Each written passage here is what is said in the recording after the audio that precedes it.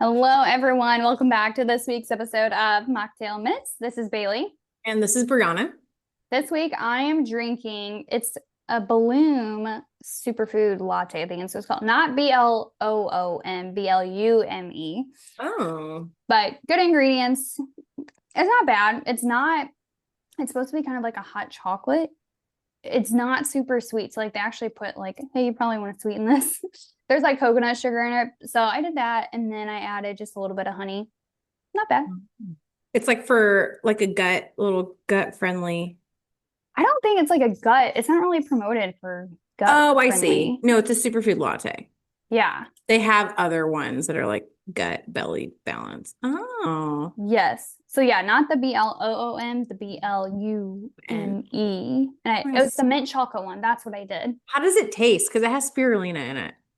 Yeah, it's actually not bad. It's a little earthy, I but was like gonna say. once I added honey, it's pretty good. Okay. And it'd Okay. still be less sugar than like regular hot chocolate. Yeah, I'll have to try it. It's coming into like the cold season. Yeah. That's Um, why I got it. But now we're back to like 60, 70 degrees all of a sudden in Missouri. it tricked you. Yep. I have just the electrolyte powder plus the mango flavor. Oh, yeah. It's good. It's just my go-to. But again, it just doesn't feel very weather appropriate. Yeah. Mhm. Yeah, I walked out and I was like, oh, it's nice out. The sun is out. Like, Yeah. we gotta finish our nice weather things before it gets real Missouri winter. Real winter. Yeah. Yeah. I don't blame you. We're still in the in-between right now. Yeah. I like 60s. Yeah. Mhm. Yeah, not too bad. Same. Today, we're talking about visceral fat. So last week we talked about just like fat in general. We talked Yeah. about visceral, but we're going to expand on that a little bit more today. So visceral fat, this isn't the fat that you can like pinch or that you're like looking at in the mirror. It's the fat that's going to be around your organs. This is going to drive inflammation, and it kind of like silently messes with your hormones, your energy, and just overall health. So you could have a normal BMI and still have high levels of visceral fat. So that's what sometimes is referred to as like skinny fat. And this is the fat that's gonna like really dictate like, are you metabolically healthy, right? Like, oh, I'm at a healthy body weight and my BMI is good, but metabolically are you healthy? Because this is gonna really impact it. So we're going to kind of talk about like what visceral fat is, why it's metabolically so dangerous, how to know if you have too much, and then how to kind of reverse it through nutrition, exercise, lifestyle, stress regulation, all those good things. So visceral fat is going to be stored kind of deeper in your abdominals. It's going to be around your organs, like I mentioned, so like your liver, your pancreas, your intestines. Mm-hmm. And our other fat is the subcutaneous fat, and they just behave differently. So visceral fat, it's metabolically active, meaning it's not just kind of like sitting and hanging out. It releases inflammatory molecules, hormones, free fatty acids directly into your liver and bloodstream.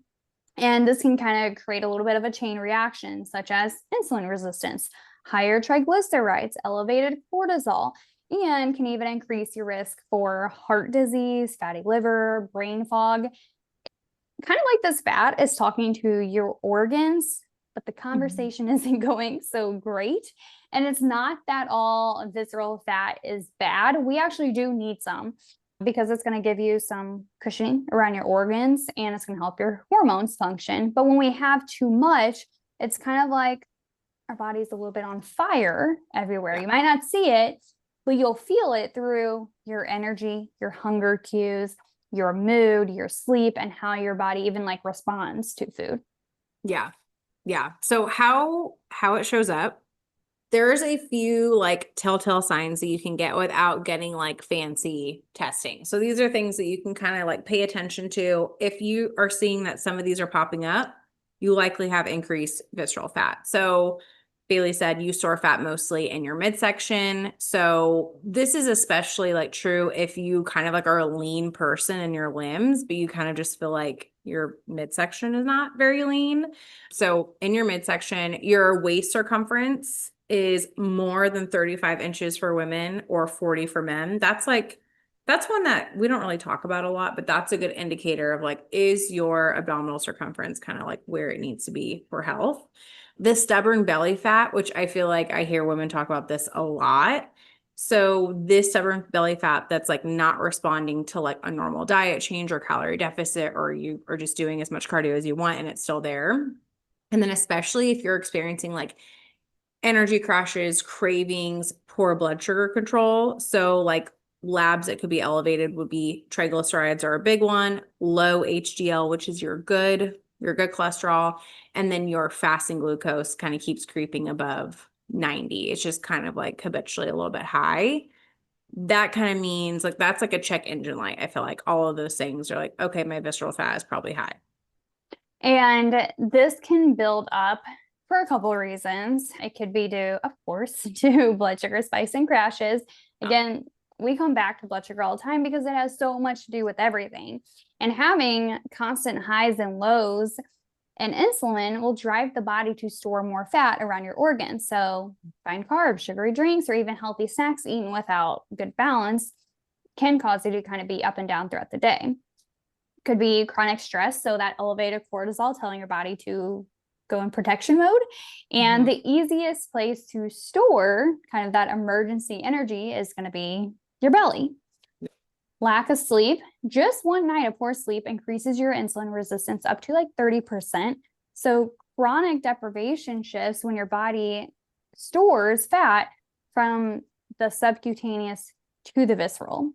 So that is another thing. Like sleep is often so overlooked. It's not that we're just going to sleep when we're dead. Like you need sleep. We've had a whole episode talking about sleep before. So that's going to be important. So that way we're reducing insulin resistance and we're helping to decide where our body's going to store fat. Low muscle mass. So the less muscle you have, the less glucose being burned and the more fat that's going to be stored around the midsection.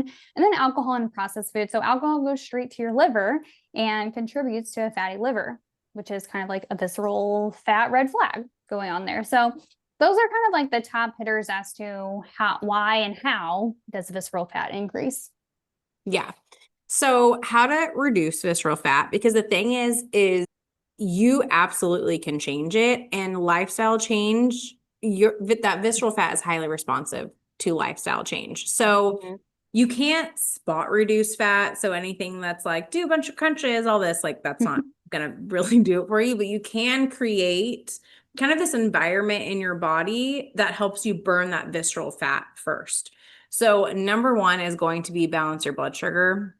This is very important. So even starting your meals with like protein and fiber and then having your carbs, always pairing your carbs with a fat or protein, not grazing all day. So eating intentional meals that are balanced. You just want to eliminate that insulin floating around all day because it's a storage hormone. And if you already have high visceral fat, that's just like a recipe for disaster.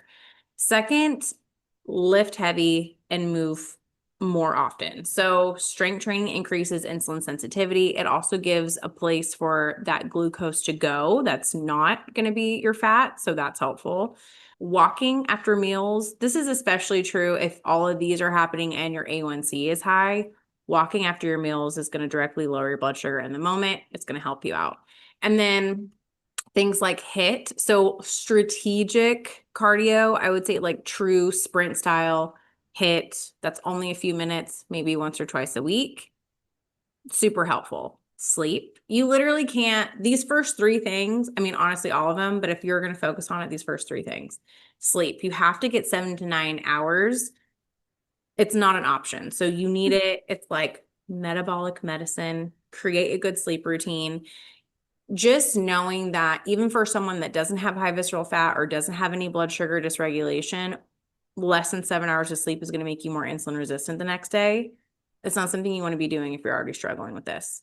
Reducing alcohol and ultra processed foods. So even like moderate drinking. So even that like, oh, I'm only drinking 1 drink a day. Not good. So drinking can double visceral fat accumulation. And that's going to be the first place that you store it when you drink. This is why a lot of people get fatty liver disease when they drink a lot of alcohol. And then swapping the convenient foods for like real food. So I'm actually eating like lean proteins. I'm eating color. I'm doing fruits and vegetables. I'm having healthy fat, things that actually make you feel full. And then manage stress. Because again, that cortisol. So walking, breathing, journaling, praying, meditating, whatever it is that kind of fills your cup, helps you feel less stress, we're doing it because your body will not burn fat if it thinks you're in danger. If you are having a fire 24/7 in your body's first reaction is not going to be like, oh, let's ignore that and like lose weight. It's going to go like, we're on fire, help us. And it's just going to be this chronic inflammation. Yeah. And when we're thinking about, because you mentioned that visceral fat is highly responsive, so it's often the first type of fat to decrease when you make the correct changes. Mhm. And I mean, there's studies that even show that visceral fat can reduce even just after 4 weeks of consistent nutrition and movement. And I like to emphasize like 4 weeks of consistency, not, hey, I did it last week, I fell off this week, why didn't I see results? Right. Consistency, consistency, consistency, more than just a week. Like you need steady consistency. And you might not see huge scale changes in this time, but waist circumferences and energy will improve fast. And I mean, average decrease, like 10 to 20% reduction in visceral fat volume within the first month can happen with a proper nutrition, exercise, sleep. And even kind of like thinking like 8 to 12 weeks, this is where deeper metabolic changes can happen. So like fasting, insulin, and triglycerides start dropping. Sleep and stress hormones stabilize. You'll kind of notice that more improved mood, mental clarity, just appetite regulation overall. So most people can reduce visceral fat by 25 to 40% within 3 months. A lot. Again, with the consistency piece though, it's not going to happen if you're just on and off all the time. Yeah. And then, I mean, even looking more long term, like 3, 6+ months, your visceral to subcutaneous fat ratio is going to start to shift, meaning your body kind of starts to store more fat under the skin, which is less harmful rather than around your organs. So then lower A1C, higher HDL, which is your good cholesterol, your higher HDL to triglyceride ratio, better fasting glucose and insulin. So at this stage, you've kind of built a good metabolic momentum. Your body's new baseline is healthier. And so, I mean, overall data points you can track, we've mentioned some. So waist circumference, this is the easiest marker of visceral fat. So women, ideally under 35 inches, men under 40 inches. Even a 1 to 2 inch reduction actually reflects significant visceral fat loss. Your waist to height ratio, it can be actually a better predictor sometimes of metabolic health than BMI is what we're seeing. So basically you just take your waist divided by your height. The idea is to keep it under 0.5. So if you are 5'5", let's say you're 65 inches tall, your waist should be under 32.5 inches. General rule of thumb. Yeah. And then we've talked about the DEXA in body. So you can kind of look here at what does this look like on these different scans to look a little bit deeper. And then your blood markers with glucose, insulin, triglycerides, HDL, CRP could even be a good one to check in on inflammation. Yeah, I would say those are main things that you could kind of use as markers as to, okay, how am I improving? And this is, if you're someone who does have high visceral fat, this is where I encourage you not to get discouraged, because I've had a couple people who've like, okay, I got a DEXA and like, okay, I had a small change like in my, body fat percentage, muscle, whatever, but their visceral fat has like significantly changed. This is really the foundation that you need to have that long-term success, because with that decrease in visceral fat, like Bailey said, you're having better blood sugar regulation. Insulin is floating around a lot less. So you don't have that inflammation that's causing like more of an issue with cortisol. You feel better. The other thing too is you start to listen to leptin, your hunger and your fullness hormones, leptin and ghrelin, a lot better. Everything just starts to work better. And that over time is really like that wheel that gets everything going and helps you build that momentum. You literally can't focus on, am I getting healthier? Am I seeing weight loss? And like not worry about that visceral fat first. So it's really what you need. So not getting too discouraged if you're like, well, I don't feel like I look very different, or I don't feel like the scale has gone down that much. Like in the big reality, like visceral fat pound wise is not very heavy. Like if you're looking at your weight, so you may not see a big change on the scale, but if you change that visceral fat drastically, you're on a much better path. Like that is the goal, because then eventually everything else is going to speed up to it, but you're never going to get to that point if your visceral fat is still high. So that should be like number one. This is what I'm focusing on.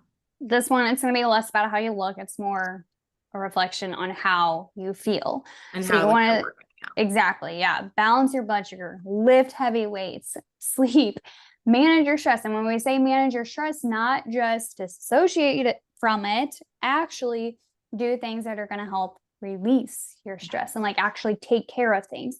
You have so much more control than you think you do. And so it's a huge piece. And this isn't about just not losing fat. We're looking at how do you feel metabolically? You're creating an internal environment where your body can just let go of what it's been holding on to. This is where it goes from being a quick fix to being a lifestyle shift that's going to protect your body for decades. It's not just going to be the weight you lost for Mexico or whatever it is. Yeah, exactly. It's going to be that long-term good health, weight loss, weight maintenance. It's like looking under the hood, you know, like who cares what the car looks like on the outside if it's not going to get you anywhere? Yeah, there's actually no engine in it. There's no engine. It looks pretty, it looks great, but like we're doing nothing. So just thinking about it that way, really trying to expand how you're measuring your progress, especially if you know, hey, I have kind of been metabolically unhealthy. Okay, let me shift to this focus. Yeah. Yes. So we hope this was helpful to kind of clarify visceral fat. Next week, we are actually bringing a guest on here. She is going to kind of talk about like being a mom, being a full-time worker, taking care of herself, like all like, how do we do this normal? How do we feel normal and take care of all the things and create a balance? Yeah. I'm excited to bring her on. That way you guys can get a new perspective and just continue to see how can I be a normal person, but also like take care of myself. Yeah. How do I prioritize myself and also still do all the things that I have to do? Yeah. It's gonna be good. Yes. All right, everyone. Have a great rest of your week, and we'll talk to you next week. Bye. Bye.